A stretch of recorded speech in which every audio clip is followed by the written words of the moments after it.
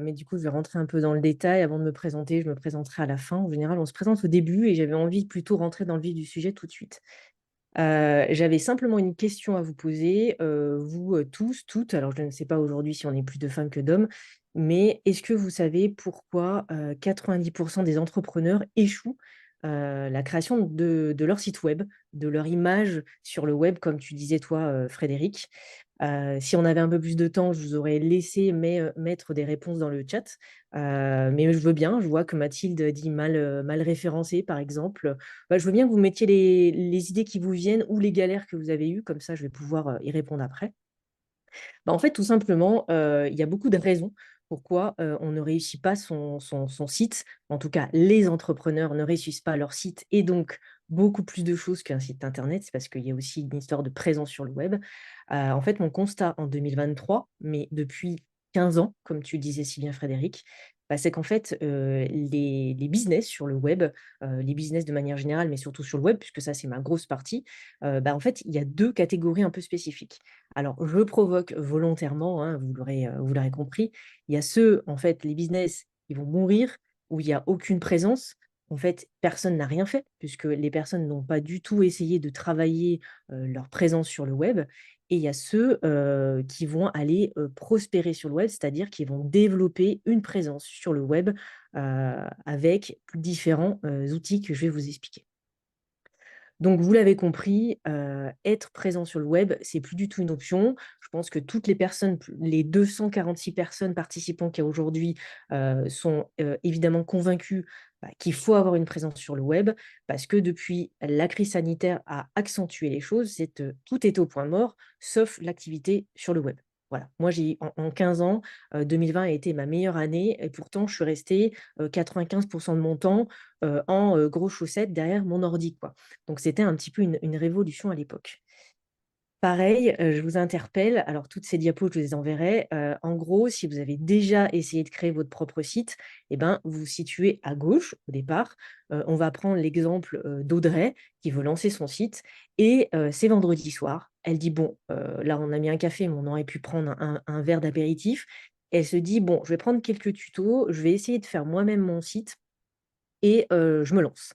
Donc elle est plutôt confiante, vous voyez l'image et en fait, en réalité, au bout de quelques heures, voire quelques jours, elle pensait qu'elle allait réaliser, un site, avec tout ce qui va autour et en fait, pas du tout. C'est un véritable enfer et justement, comme Audrey, comme Joël, comme plein de femmes ou comme plein d'hommes, vous êtes très certainement posé toutes ces questions. Alors, en fait, quand vous êtes lancé pour créer votre site, vous avez certainement dit déjà quel choix technique, comment je vais créer mon site avec quel outil, mais aussi vous êtes dit: «Bah, en fait, faut que je crée un logo. Ah oui, en fait, j'ai ma consoeur, mon confrère ou une amie ou mon formateur ou ma formatrice qui m'a dit il fallait que je choisisse un nom de marque aussi, que je choisisse un hébergement. Puis elle m'a parlé de WordPress, donc c'est un outil pour créer des sites, OK. Oh, puis il y a aussi du référencement et puis, bien sûr, tous les copains copines, ont, leur page Facebook, leur compte LinkedIn, même du TikTok maintenant et du coup, bah, en fait, c'est quoi? Heu, Quand est-ce que je vais créer mon site, mais quand est-ce que les réseaux sociaux vont arriver? Vous avez compris où est-ce que je veux arriver, c'est qu'en fait, pour réussir son site ou en tout cas pour ne rien oublier, il faut avoir une bonne méthodologie. C'est ce que, moi j'apprends avec ma co-associée lors d'une formation, mais c'est aussi ce que je fais à travers des accompagnements avec mes clients. Alors aujourd'hui, vu que j'ai 15-20 minutes, j'ai mis 5 points. Normalement, c'est 15 points, donc je les ai écrémés pour vous et bien sûr, je serai disponible pour vous poser des questions et puis échanger même, après, dans un audit, plus adapté. Le point zéro, en fait, c'est un peu comme quand vous allez, faire des courses, vous allez forcément, préparer un peu votre liste. Donc le point zéro, ça serait de faire sa checklist avant projet. Donc de faire tout d'abord un business plan. OK, vous voulez créer un site, mais pourquoi vous voulez créer un site? C'est ce qu'on vous dit dans les formations. Je connais bien justement les formations d'ADNR, j'en connais plusieurs autres, mais pour les connaître, c'est ultra rodé et il y a une réflexion stratégique derrière. Donc vous allez vous dire: «OK, je vais faire mon business plan. À qui je vais communiquer mon site? Mais mon site, il parle à qui? À, un public spécifique, à, des patients, qui ont telle problématique parce que moi, je veux cibler quel type de persona? Vous le voyez ici, en marketing, on parle de persona, donc en fait, de client idéal. Est-ce que c'est plutôt des femmes de 18-30 ans, qui ont des problématiques de femmes ou c'est plutôt un public mixte ou c'est plutôt des personnes de 50 ans et plus? Donc ça, il faut le réfléchir avant de vous lancer dans l'aspect technique de votre site. Donc forcément, en réfléchissant à tout ce business plan dont on parle, vous allez aussi réfléchir au nom de domaine, donc à votre nom à vous, nom, prénom ou alors un nom de marque. Donc une autre réflexion derrière. Bien sûr, vous allez réfléchir aussi dans cette étape zéro à des croquis de maquette, un peu faire les plans de votre maison, donc les plans de votre site. Vous allez dire, je vais faire une page, deux pages. Dans cette page, je vais peut-être mettre une petite image, etc. Et vous voyez, on n'est pas dans la technique quand on va se lancer tout de suite. On va vraiment faire une sorte de petit sac, un petit peu, un coffre-fort avec plein d'idées, des post-it. Moi, j'aime bien cette photo. C'est ce que j'ai utilisé pour notre programme de formation parce qu'effectivement, on ne se lance pas tout de suite dans la technique. Quand je vous donnerai, les diapos, vous aurez, des modèles. J'ai pas mal de petits questionnaires et petits bonus en plus, donc vous pourrez les télécharger si vous avez besoin. Une fois que vous avez posé, en fait, tout sur votre table, ou en tout cas fait votre, business plan, une des premières choses, alors il y a plein de choses à faire, mais une des premières choses, c'est de définir votre charte graphique. Bien sûr, je ne vous demande pas, d'être des designers, en agence. Vous avez la chance maintenant d'avoir des outils comme Canva, parce que quand j'ai commencé il y a 15 ans, bah, il y avait pas tout ça. Donc c'était compliqué, il fallait faire appel à des experts et faire soi-même, c'était, des heures et des jours d'apprentissage. Donc je vous conseille de vraiment définir votre stratégie de marque, que ce soit votre nom à vous ou un nom, de marque à côté de ça, une marque créée, et de réfléchir à une palette de couleurs, à une symbolique.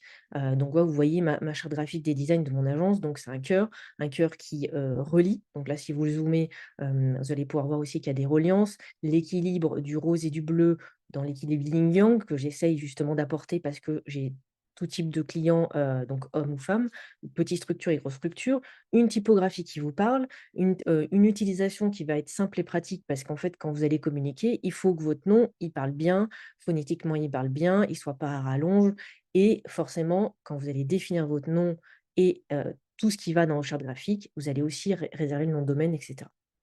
Donc ça, je vous ai mis un petit modèle de questions à vous poser. C'est vraiment des questions qu'on pose en entretien de mentorat, de coaching quand on est avec nos clients, donc ça vous servira aussi à vous pour vous poser les bonnes questions. Le point 2, on rentre un peu plus dans la technique, c'est le choix de la structure. Alors, certains d'entre vous vont dire: «Oui, mais moi j'ai fait avec Wix. Oui, mais moi j'ai fait avec Webflow». J'ai envie de dire: «Prenez l'outil qui vous convient». Moi, ça fait 15 ans que j'utilise WordPress à titre professionnel et pour moi, c'est une évidence. C'est l'outil, c'est un CMS WordPress, donc système de gestion de contenu, qui est le plus utilisé au monde et qui permet d'avoir, comme sur la photo, un back office pour se connecter et aller modifier rapidement vos pages, vos articles de blog ou vos produits, e-commerce.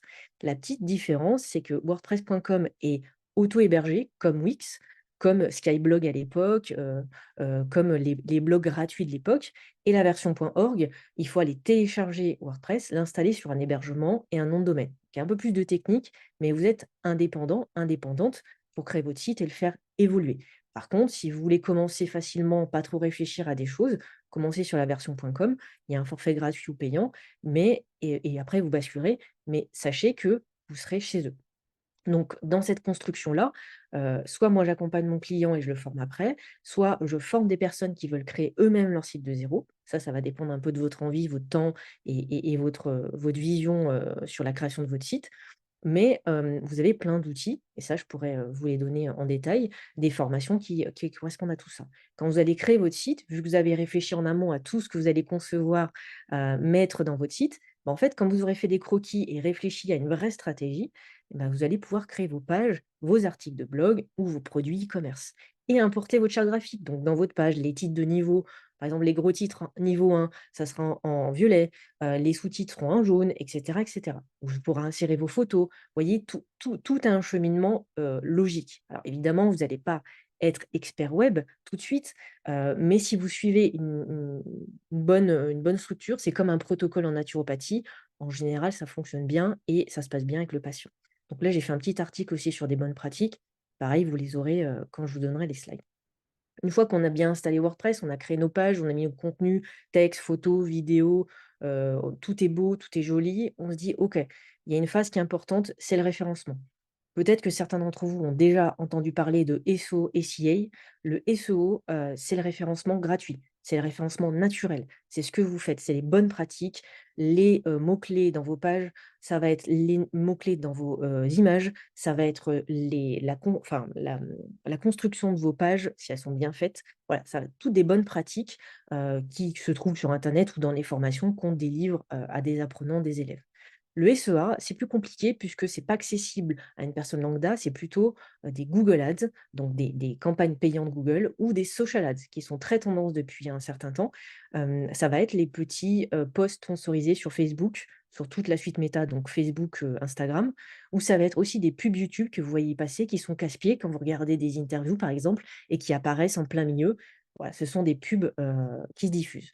Si vous n'avez pas fait ce travail de prévention sur votre site, donc de référencement naturel, donc SEO, hem, bah, en fait, ça va pas durer. Par contre, si vous le faites, personne ne va vous enlever votre référencement, à part un concurrent qui va aller un peu mieux retravailler que vous. Mais c'est ancré. Par contre, si vous faites du SIA tout de suite, quand vous lancez votre site, bah, le problème, c'est que le jour où vous arrêtez, vous vous déclassez, vous retombez à des pages différentes, enfin plus loin, plus lointaines, je veux dire, dans Google. Donc c'est important de faire ce travail de référencement naturel, dans votre site, quand vous allez, rédiger vos pages. Là, le schéma est un peu coupé, mais il y a un schéma qui explique bien tout ça. Et pensez aussi que quand vous écrivez vos pages de blog, vos pages de site, je veux dire, ou des articles de blog, vous écrivez, à des humains, puisque ce sont vos futurs patients ou collaborateurs qui vont vous lire. Donc vous leur parlez, avec toute l'empathie, le dévouement et cetera, qui vous est propre en tant qu'expert, naturaux. Mais vous parlez aussi à des robots. Donc il va falloir respecter ce que les robots aiment et on sait que Google, bah, en fait, il change, son algorithme quand il veut. Les réseaux sociaux, ils le changent quand ils veulent aussi. Donc, il va falloir aussi faire un peu de veille, si vous voulez construire votre site vous-même, de bien s'actualiser et savoir ce qu'il faut, construire. Une fois qu'on a fait tout ça, donc on arrive dans une quatrième étape, qui est la sécurisation, la mise en conformité de votre site. Je pense que la plupart des personnes, qui nous écoutent aujourd'hui connaissent très certainement Élise Guillaudis, qui commence à être bien connue dans le milieu et Élise, je l'ai rencontrée, au tout début de la réglementation. On travaillait ensemble, sur un média que j'ai créé, je vous expliquerai après et rapidement, on a créé une web série, donc pareil, je vous donnerai le lien, pour vous expliquer comment vous mettre en conformité. Depuis, Élise a aussi beaucoup de faits webinaires, chez nous, j'allais dire, dans la fraternité, naturopathique. Donc du coup, vous pouvez retrouver pas mal d'informations. Mais il faut vous, expert de la santé, praticien de santé, et du bien-être, vous mettre en conformité parce que ce que vous faites sur votre site, il y a pas de hasard. En fait, vous ne devez pas mettre n'importe quoi sur votre site, surtout qu'à travers votre site, vous allez récolter des données à travers une newsletter, à travers un formulaire, à travers des informations comme, il faudra faire attention à ce que vous dites. Vous ne pourrez pas dire employer des mots guérison, par exemple. Bon, je ne vais pas rentrer trop dans les détails, mais Élise pourra vraiment vous expliquer tout ça ou un autre avocat parce qu'il y en a des très bons, et compétents aussi dans le domaine, autres qu'elle. Et moi, pour rentrer un peu plus dans l'exemple de WordPress, je recommande toujours cette extension qui s'appelle Compliance, qui vous permettra, si vous créez votre site avec WordPress, et ben justement, d'être en conformité, c'est ce fameux bandeau que vous avez en bas de tous les sites qui acceptent ou refusent, les données qui transitent, donc on appelle ça des cookies et des traceurs et qui vous permettra aussi de préparer vos pages légales, mentions légales, politique de confidentialité et charte des cookies. Le dernier grand point que j'ai essayé de résumer, c'est qu'une fois que vous avez créé votre site, bah, vous allez me dire: «C'est comme les boutiques». Une fois que vous avez votre boutique, vous avez votre boulangerie, vous avez votre cabinet, bah, en fait, personne ne vous connaît, à part les gens qui passent dans la rue. Donc ça va être important d'aller diffuser au monde, votre adresse, votre nom, votre technique, votre différenciation. Vous aurez travaillé en point zéro sur le business plan, sur votre vision, sur vos offres et vous allez communiquer comment? Dans des réseaux, digitaux ou dans des réseaux physiques. Vous avez la chance d'avoir un petit explicatif de Bouge ta boîte. Justement, ça fait partie un des réseaux de confiance, mais vous avez d'autres réseaux. Ça peut être des anciens formateurs, ça peut être un réseau où vous avez été formé, ça peut être des collaborateurs. Voilà, il y a plein d'idées en réseau physique, des ateliers, des, rencontres que vous pouvez faire et cetera. Sur les outils réseaux digitaux, bien sûr, beaucoup et j'entends très régulièrement quand je parle de cette étape-là, Beaucoup, me disent: «Oui, mais moi j'ai pas le temps de gérer tous les réseaux sociaux». Évidemment, je vais pas vous demander d'être sur, Twitter, enfin X maintenant, Facebook, Instagram, TikTok. Ça va être aussi, la vidéo, faire du podcast, faire de la newsletter. Évidemment, vous n'allez pas pouvoir tout faire dès le début. Donc choisissez l'outil qui vous correspond le mieux. Par exemple, moi j'aime beaucoup la vidéo parce que je suis très à l'aise à parler et j'ai plus de difficultés à écrire parce que ça me prend 3 fois plus de temps. Alors, je préfère faire de la vidéo et du podcast que faire de la newsletter. Mais certaines, au contraire, ou certains sont beaucoup plus à l'aise avec l'écriture et la communication. Et puis, choisissez aussi le réseau social qui correspond à votre cible, à votre niche. On parle en marketing, à votre persona. Si la plupart de vos patientes ou patients sont sur Facebook ou sur TikTok, eh ben, utilisez ce réseau social. Soyez en cohérence avec qui vous voulez attirer. Si c'est plutôt des jeunes de 15, 25 ans, bah, on a un peu compris qu'ils ont déserté Facebook. Par contre, si c'est des personnes de 50 ans et plus, bah, effectivement, Facebook peut être plus intéressant, et cetera, et cetera. J'ai essayé de vous résumer ça parce que Frédéric me donne toujours des challenges en 15 minutes et je lui ai dit: «Mais tu rigoles, c'est ça, je fais une formation de 2 heures». «Oui, mais tu feras en 15 minutes». Donc vu que je l'aime beaucoup et ben, j'ai relevé le challenge. Pourquoi il m'a fait venir aujourd'hui? C'est que, comme il l'a dit, j'ai 15 ans d'expertise dans le domaine. Quand je me suis lancée à mon compte, au début en 2009, c'était le début des auto-entreprises. Heu, Mes parents étaient, artisans dans la mécanique auto, donc rien à voir avec, l'entrepreneuriat web. Mais en fait, c'était pour moi une évidence d'être à mon compte. En parallèle, on me détecte une maladie auto-immune, ce qui fait que je crée un média, qui s'appelle Prévention Santé, qui existe toujours maintenant, qui est que en format, podcast YouTube, qui a bien grandi en l'espace de 13 ans. Et en fait, en parallèle de ma société, j'essaie de comprendre et j'ai eu la chance de rencontrer des super naturopathes de manière cachée, puisqu'il y a 15 ans, aller voir un naturopathe, c'était dangereux, hein, je dixite mes parents qui m'ont dit: «Mais tu vois des gourous quand même». «Si, si Frédéric, je te vois hocher la tête». «Mais si, si». Mes amis me disaient: «Tu es rentré dans une secte». Je lui dis: «Oui, oui, je sais, mais tout va bien, tout va aller très, très bien». Au contraire et je remercie ces personnes qui m'ont encadrée, pendant ce parcours. Donc je me suis entourée d'experts praticiens de santé qui, eux, m'ont amenée vers une compréhension de ma santé pour aller mieux. Comme vous voyez aujourd'hui, je suis en très bonne santé, et moi, je les ai accompagnés à leur manière sur leur communication sur le web, à travers les sites, mais pas que. J'ai eu une astrologue qui a fait ses propres podcasts vidéo et qui, a plus de 70 ans. On a, collaboré avec Alexandra aussi, sur cette prise de parole, avec Frédéric, avec, Stéphanie justement aussi sur son site. Donc toutes ces choses-là ont un sens et tout ça pour vous dire que je sais ce que vous comment vous accompagnez vos patients. Je sais cette histoire, cette valeur que vous voulez mettre, au sein de votre travail et il faut le retranscrire sur votre site. C'est vraiment important. Il vaut mieux attendre et ne rien faire, que faire un site qui va vous desservir ou une communication qui va vous desservir. Puisque si on vous découvre en conférence, en atelier et finalement, on accroche, on adore le personnage, que vous êtes, les valeurs et l'éthique que vous apportez et quand vous allez sur votre site, enfin quand on va sur votre site, bah, en fait, c'est pas du tout ça. Les personnes ou les patients vont pas venir. Encore plus dans la santé naturelle, encore plus que dans d'autres domaines. Pour la petite aparté, j'ai fait beaucoup de projets sur WordPress, donc là, c'est une évidence que je pourrais vous conseiller là-dessus et Bouge ta boîte, j'ai connu Bouge ta boîte en 2018, et depuis je n'ai pas quitté, ce réseau. Donc pour vous résumer et pour faire bref, il y a 2 possibilités pour vous accompagner, en tant qu'expert de la santé naturelle. Soit on travaille ensemble, même si je fais pour vous, attention, vous avez toujours des exercices à faire puisque le but c'est qu'on co-crée le site, parce que votre site il est unique, vous êtes unique, même si je prends ici, allez, 200 naturopathes, pour moi les 200 sites seront différents. Vous n'avez pas du tout la même histoire, vous n'avez pas du tout les mêmes offres, vous n'avez pas du tout communiqué les mêmes choses et la même sensibilité. Déjà, quand on est un homme, une femme, c'est déjà différent. Alors imaginez, en plus une histoire de vie différente.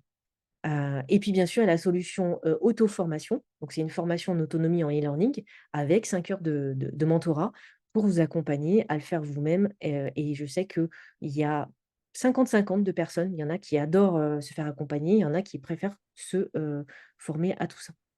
Voilà, j'ai essayé de vous résumer, synthétiquement, et si vous avez des questions, bah, je pourrais, y répondre.